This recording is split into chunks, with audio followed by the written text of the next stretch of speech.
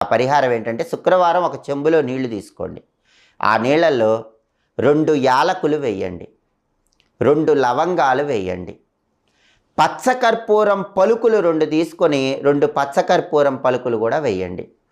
2 యాలకులు, 2 లవంగాలు, 2 పచ్చకర్పూరం పలుకులు ఆ చెంబులో ఉన్న నీళ్ళల్లో వేయండి. ఆ తర్వాత కొద్దిగా పన్నీరు తీసుకొని ఆ పన్నీరు కూడా నీళ్ళల్లో వేయండి.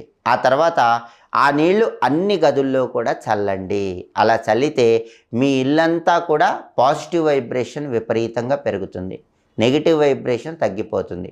మీరు అనుకున్న పనులు అనుకున్నట్లు పూర్తవుతాయి, డబ్బు బాగా నిలబడుతుంది. అలాగే ఇంట్లోకి పాజిటివ్ వైబ్రేషన్ పెరగాలంటే మీకు వీలైనప్పుడు ఎప్పుడైనా సరే ఇంటి ముందు భాగంలో ఒక ప్రత్యేకమైన విధి విధానం పాటించాలి.